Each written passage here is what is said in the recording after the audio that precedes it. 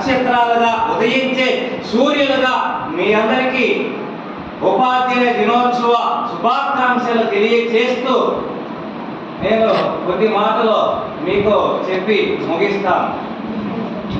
మాతృదేవో భవ, పితృదేవో భవ, ఆచార్య దేవో భవ, అతిథి దేవో భవ. మాతృదేవో భవ, పితృదేవో భవ, ఆచార్య దేవో భవ, అతిథి దేవో భవ.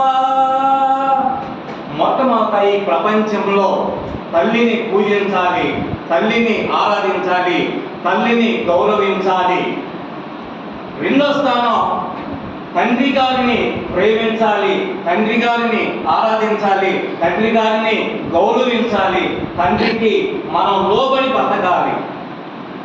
ఈ ప్రపంచంలో మూల స్థానంలో సర్వ ప్రపంచ జ్ఞానాన్ని బోధించి సకలాన్ని విద్యార్థి జీవితాలకు అందించేటువంటి గొప్ప త్యాగమూర్తులు, గొప్ప అంకిత భావ సేవా దృక్పథంతో ఏమి బహుమతులు ఏమి కోరనటువంటి నిస్వార్థపరులైనటువంటి గురువుల్ని గౌరవించాలి, పూజించాలి, ఆరాధించాలి, లోపలి జీవించాలి. ఆపై అతిథులైనటువంటి వారిని మనం గౌరవించుకోవడం మన సంప్రదాయం, మన సంస్కృతి, మన మానవ జాతి యొక్క ఉన్నతమైనటువంటి గౌరవప్రదమైనటువంటి విలువలు కలిగినటువంటి గొప్ప జీవితం అన్నమాట. ఈ రోజుల్లో పతనమైపోయింది.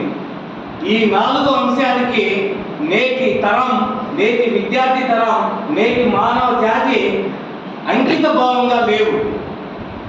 తల్లినే ప్రేమించటంలా, తండ్రినే గౌరవపరచట్లా, గురువు చెప్పింది తిరస్కరిస్తున్నారు, గురువు చెప్పిన దాన్ని నిర్లక్ష్య వైఖరిగా చూస్తున్నారు. అలాగే అతిథులు అంటే కనీసం గౌరవ మర్యాద లేనటువంటి సమాజంగా భ్రష్టు పట్టిపోయినటువంటి నేటి సమాజంలో అలాంటి చీకటిని తరిమి కొట్టేటువంటి జ్ఞాన ఐగమే అధ్యాపకులు, ఉపాధ్యాయులని ప్రపంచవ్యాప్తంగా చాటి చెప్పగలం. అలాగే అఖండ మండలాకార వ్యాప్తయేన చరాచరం తత్పదం దర్శితం యేన తస్మై శ్రీ గురవే నమః. తస్మై శ్రీ గురవే నమః. అఖండము, ఖండము, చరము, అచరమైన సమస్త సృష్టి జ్ఞానాన్ని ప్రబోధిస్తున్నటువంటి గురువర్యులకు నా శుభములు, నా శుభాకాంక్షలు. అజ్ఞానతిమిరాంధస్య జ్ఞానాంజశలాకాయ చక్షురున్మీలితం యేన తస్మై శ్రీ గురవే నమః. తస్మై శ్రీ గురవే నమః. ఈ ప్రపంచంలో, ఈ సృష్టిలో అజ్ఞానం అనేటువంటి చీకట్లని తరిమి కొట్టడానికి జ్ఞానం అనేటువంటి ఆయుధాన్ని అందించేటువంటి గురువర్యులకు ఈ రోజు నేను పాదాభివందనం చేస్తూ శిరస్సు వంచి నా శుభాకాంక్షలు తెలియజేస్తూ ఉన్నాను.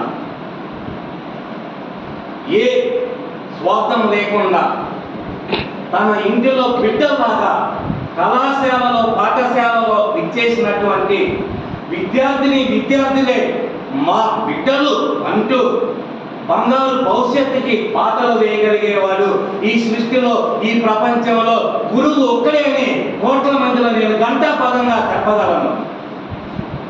ఒక తరగతి గదిలోనే సమస్త ప్రపంచ జ్ఞానాన్ని మీరు నేర్చుకునేది ఏ దేవాలయంలో కాదు, ఏ గుడుల్లో కాదు, ఏ గోపురాలు కాదు, ఎక్కడ కూడా నేర్చుకోలేదు.